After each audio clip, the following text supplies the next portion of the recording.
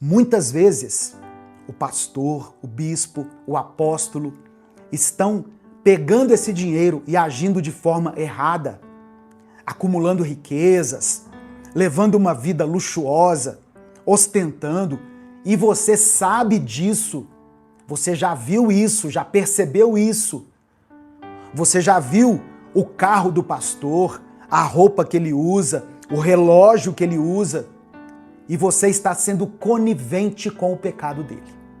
Não pensa assim, lavei minhas mãos e pronto, não. Você está sendo conivente com o pecado. Isso é a primeira coisa que eu quero falar aqui. Outra coisa, eu quero falar sobre o texto de Malaquias 3, que é o texto mais usado quando vai falar de dízimos e ofertas e mal usado, entende? É o mais usado e ele também é mal usado. Malaquias 3, do versículo 8 ao versículo 10.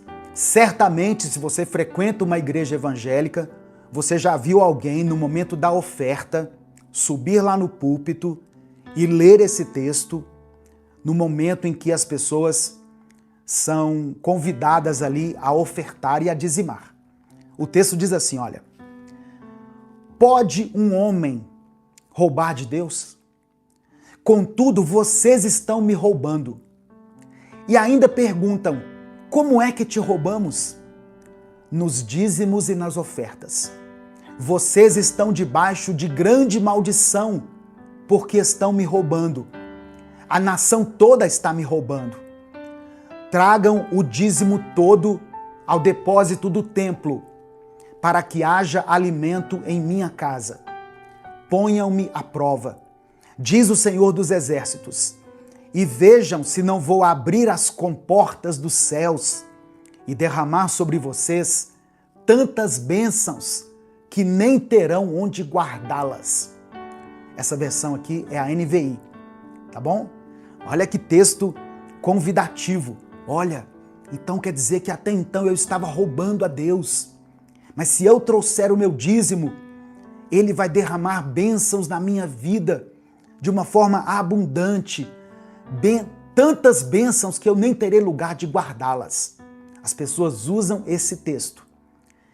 E esse texto aqui, irmãos, ele tem sido usado para constranger as pessoas a darem o dízimo. E ele é frequentemente acompanhado de ameaças veladas sobre maldições financeiras e promessas de prosperidade garantida. É como se a pessoa que desse o dízimo estivesse livre de qualquer maldição, de qualquer problema, de qualquer enfermidade. E eu não tenho como não mencionar isso aqui, que é uma experiência pessoal minha. Desde 2022 que eu me desliguei da igreja como instituição. A igreja, para mim, são vocês que estão me acompanhando, é a minha família, são as pessoas com quem eu me reúno, tanto aqui online quanto presencialmente. As pessoas que creem em Jesus, essas para mim são a igreja.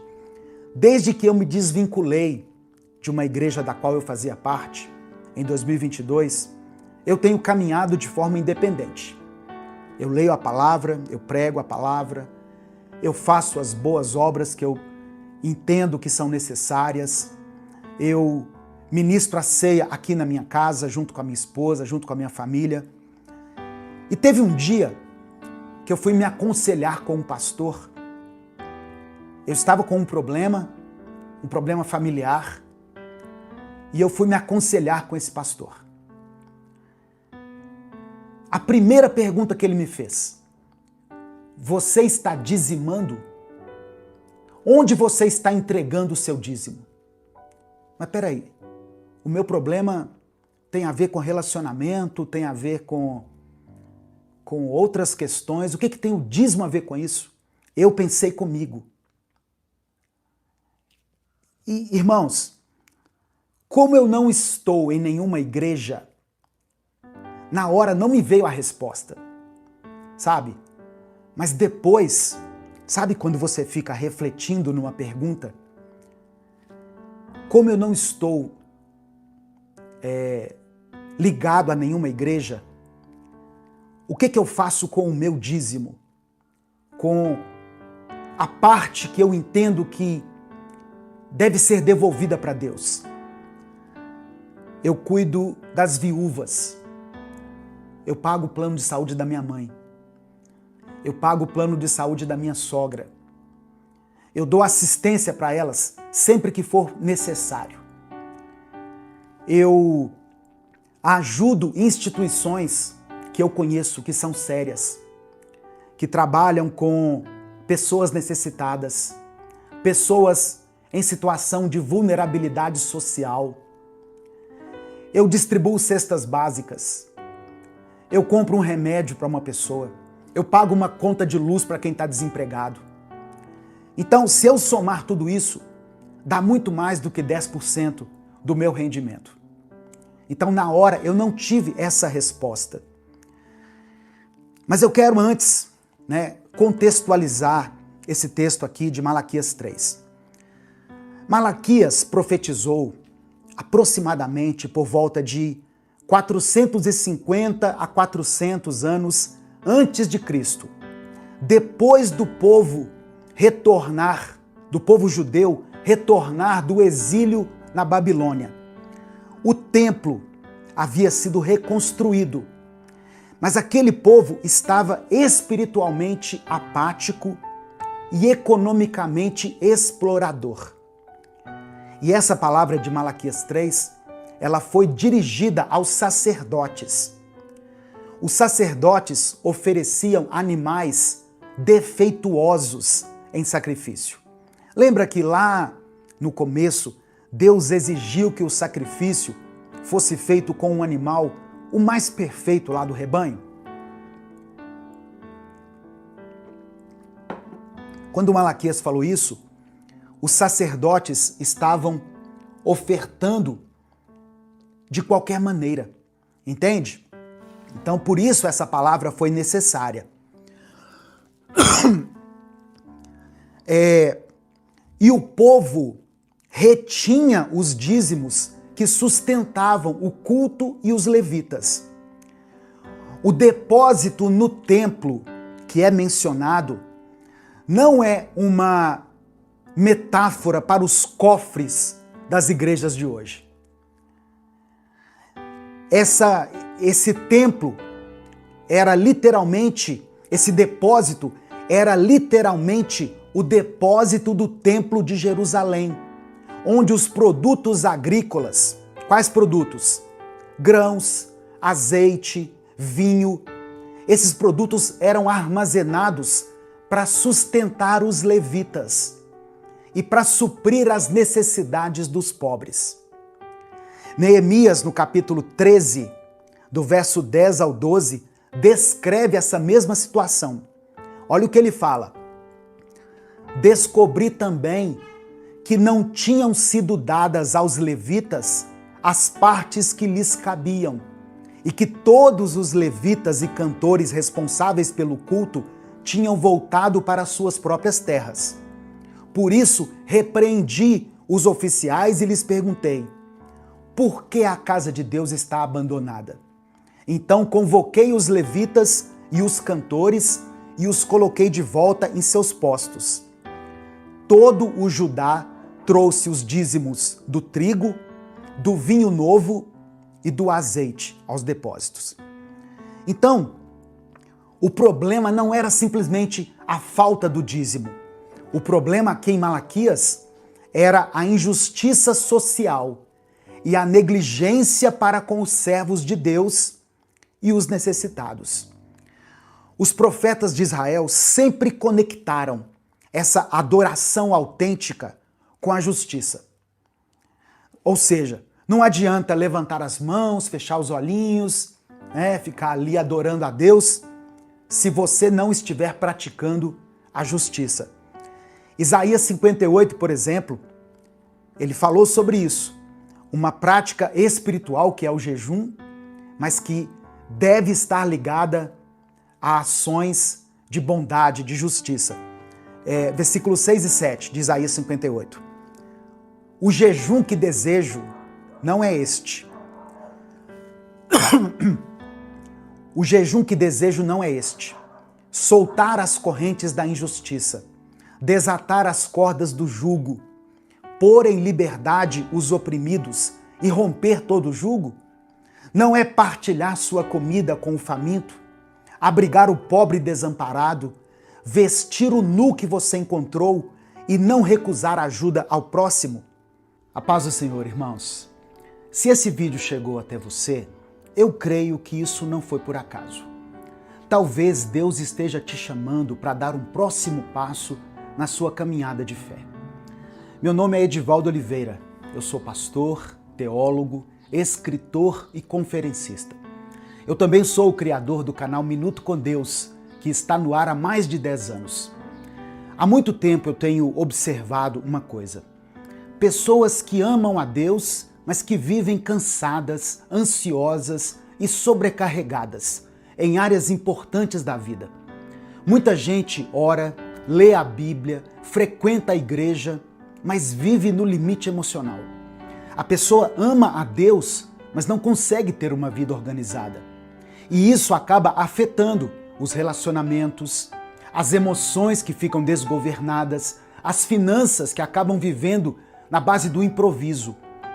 E eu quero te dizer que o problema não é falta de fé. Jesus disse em João 10, no versículo 10, que veio para nos dar vida, e vida em abundância. Vida abundante não é uma promessa vazia, é o resultado de uma vida alinhada aos princípios de Deus. Deus é um Deus de ordem, de processo e de crescimento. E foi pensando nisso que nasceu o método Vida Abundante. É um treinamento prático, estruturado e bíblico, criado para te ajudar a alinhar sua vida espiritual, emocional, relacional e financeira à vontade de Deus. Não é autoajuda, é Bíblia aplicada à vida real. Dentro do método, você vai aprender a fortalecer sua vida espiritual, governar melhor suas emoções, construir relacionamentos saudáveis, organizar sua vida financeira com princípios bíblicos. Tudo isso de forma clara, prática e no seu ritmo. Eu não estou te prometendo uma mudança instantânea, não é fórmula mágica, mas você pode viver uma transformação consistente à medida em que você aplica os conhecimentos do método. Quando a raiz do problema é tratada, os frutos aparecem. Mais clareza, mais paz, mais direção, mais equilíbrio. Se enquanto você me ouvia, alguma coisa falou forte aí dentro do seu coração, não ignore. Logo abaixo desse vídeo tem um link para você se inscrever no método Vida Abundante. Clica nesse link, faça a sua inscrição e comece hoje mesmo essa jornada de crescimento e transformação. Que Deus te abençoe ricamente. Eu espero caminhar com você nessa jornada. Vamos falar com Deus. Vamos pedir ao Senhor que envie trabalhadores para essa grande colheita. Senhor, meu Deus e Pai, nosso pastor amado, nós te agradecemos, Senhor, porque em tua infinita compaixão, o Senhor nos viu quando nós andávamos perdidos e desgarrados. Nós sabemos que sem ti, nós somos como ovelhas sem pastor, andando por esse mundo sem rumo e sem direção. Mas por causa da tua misericórdia, o Senhor enviou Jesus, o bom pastor, para nos guiar, nos proteger, cuidar de nós e nos dar acesso ao caminho da salvação. Eu peço que o teu Espírito Santo continue nos dirigindo pelos caminhos certos. Não nos deixe desviar para os atalhos da vida, mas que possamos sempre seguir em tua presença. Que possamos confiar no Senhor como nosso pastor, porque assim nada nos faltará. Que nos tempos de dificuldades, de incertezas, nós possamos nos lembrar de nos achegar a Ti, para que o Senhor nos conduza a águas tranquilas, e restaure a nossa alma. Senhor meu Deus, diante dessa palavra, eu oro para que mais trabalhadores sejam levantados para cuidar das tuas ovelhas. A seara é grande e muitos ainda estão perdidos e sem direção. Que o Senhor possa usar a vida dessa irmã que está me ouvindo, desse irmão, como instrumentos em tuas mãos. Que o Senhor levante essa pessoa como pastor, como pastora, e que ela possa ajudar a guiar outros, a cuidar e amar aqueles que precisam ser cuidados e amados, assim como Cristo nos ensinou. Eu coloco diante do Senhor cada pedido de oração que está sendo mencionado aqui nos comentários. Que o Senhor conceda a cura para aqueles que estão enfermos, que o Senhor dê oportunidades para aqueles que precisam trabalhar, que o Senhor restaure esse casamento, esse relacionamento, que o Senhor dê recursos a essa família para que ela possa vencer essa semana. Ó Deus, eu creio que a chegada de uma nova estação marca também o início de um novo ciclo, de um novo tempo, de um tempo favorável para o teu povo. Que o Senhor confirme isso no coração de cada um e que amanhã seja um dia de bênçãos, de vitória, de milagre, de cura. Em nome de Jesus, que a tua paz seja um muro ao nosso redor e que o teu amor nos envolva por completo, para que nós possamos prosseguir a nossa jornada com firmeza, com determinação e com coragem. É por isso que eu oro e te agradeço em nome de Jesus. Amém e amém. Se o Espírito Santo falou com você através dessa palavra, dê o like no vídeo, se inscreva no canal e ative as notificações. Quer assistir a mensagem completa? Clique aqui no link que está na descrição do vídeo. Que Deus abençoe a sua vida em nome de Jesus. Durante a nossa vida, durante a nossa trajetória aqui nesse mundo, nós teremos alegria. Nós teremos muitos motivos para nos alegrar. Teremos sim um tempo de dor, de sofrimento, de angústia, de perdas, né? Algumas pessoas que nós amamos, nós vamos nos despedir delas ao longo da vida. Mas nós não podemos deixar de considerar que Deus também nos proporcionou momentos de alegria aqui na Terra. Alegria. Alegria de se formar em um curso que você estudou, que você esquentou aí, banco de faculdade durante 4 anos, né? Que você esteve presente em uma sala de aula, fazendo o seu 2º grau durante 3 anos, 4 anos. E aí quando você se forma, alegria, satisfação, alegria por conseguir o primeiro emprego. Como é bom, não é, irmãos? A gente se alegrar pelo primeiro emprego. Eu me lembro do meu primeiro emprego, que alegria. Eu consegui um emprego num banco. Eu fui bancário. Aos 18 anos eu consegui meu primeiro emprego. Que alegria. Alegria quando a gente se casa com a pessoa que a gente ama. Eu fiquei muito alegre quando eu me casei com a minha esposa. Ela foi minha primeira namorada e eu o primeiro namorado dela. E nós éramos muito jovens, eu tinha 20 anos, ela tinha 18. Mas estávamos apaixonados e nos casamos. Que momento de alegria, que satisfação. Meu Deus, que sentimento assim de realização. E aí vem mais alegria. Alegria quando nasce o primeiro filho.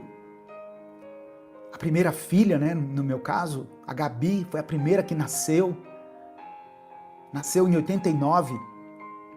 Depois, mais alegria, veio a Mariana, em 91. Que alegria! Um casal jovem, com filhos, a casa já tem outro movimento. 6 anos depois, em 96, outubro de 96, vem o terceiro filho, Gabriel. Que alegria! Então, eu não posso dizer que a vida só trouxe coisas ruins pra gente, porque isso não é verdade. Ainda hoje pela manhã eu falei sobre isso no Instagram, aqui no YouTube também, sobre essa satisfação que nós temos em muitas coisas aqui nessa vida. Nós devemos ser gratos a Deus pelas coisas que Ele já nos deu, sabe? Isso deveria alegrar o nosso coração. E eu sei que alegra o seu coração. Você pode comentar aqui, você que está acompanhando, você pode escrever aqui nos comentários alguma coisa que aconteceu na sua vida pela qual você é alegre. Alguma coisa que te trouxe alegria. Escreva aqui nos comentários. Algo que trouxe a você alegria. Eu tenho certeza que você tem algum motivo para se alegrar. Só que o que João está dizendo aqui é o seguinte: eu vou compartilhar essas palavras com vocês para que a minha alegria esteja em vocês e a alegria de vocês seja completa. A nossa alegria só será completa quando nós conhecermos a pessoa de Jesus Cristo. Receba essa palavra no seu coração. Você só terá alegria plena quando você conhecer verdadeiramente a pessoa de Cristo. Versículo 5. Eu vou só até o 10, tá? Eu estou lendo 1 João, capítulo 1, versículo 5. Esta é a mensagem que dele ouvimos e transmitimos a vocês. Espera só um pouquinho.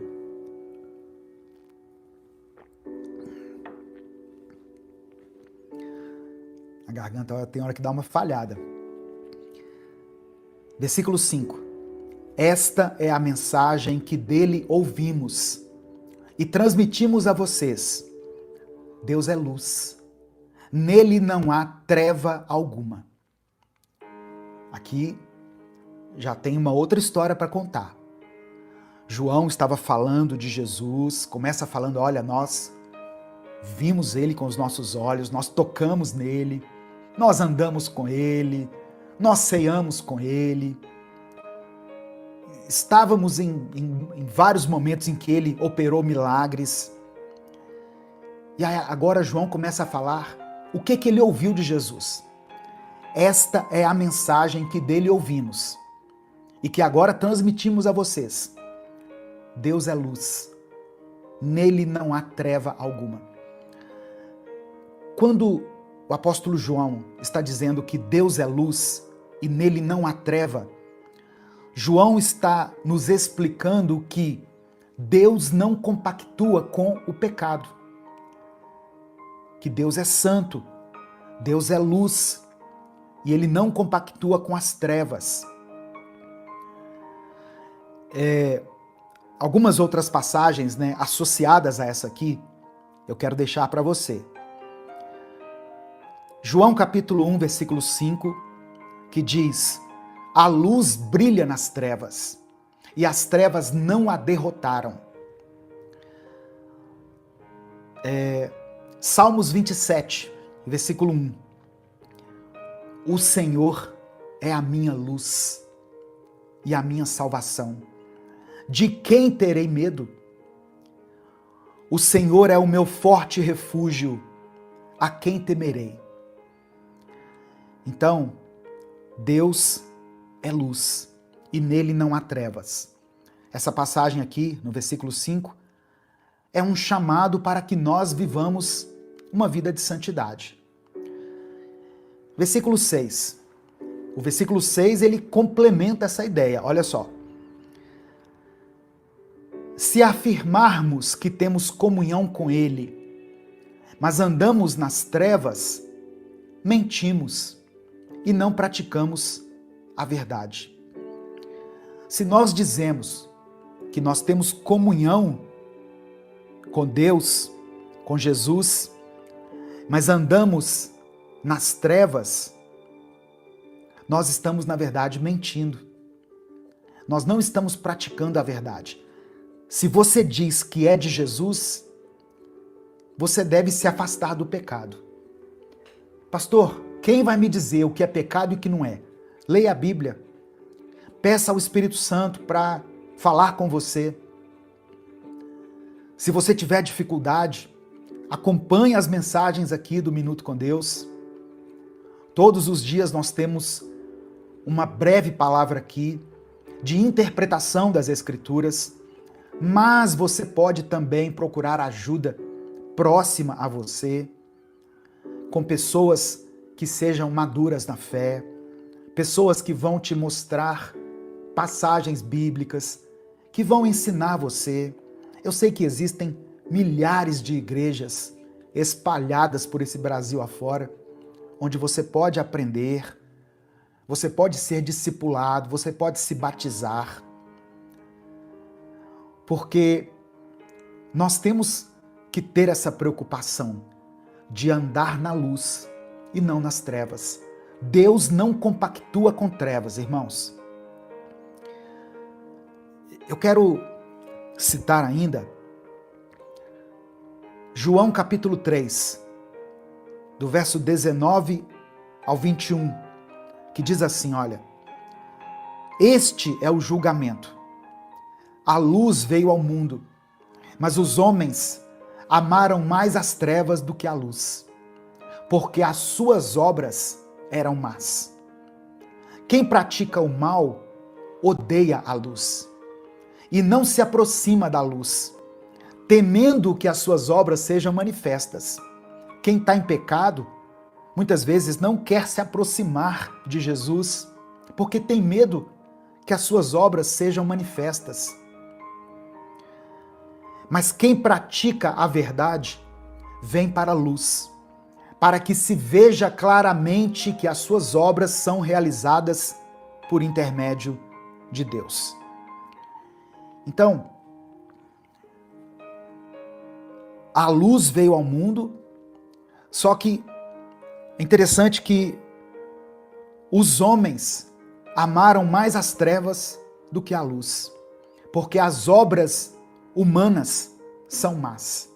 Se o Espírito Santo falou com você através dessa palavra, dê o like no vídeo, se inscreva no canal e ative as notificações. Quer assistir a mensagem completa? Clique aqui no link que está na descrição do vídeo. Que Deus abençoe a sua vida em nome de Jesus.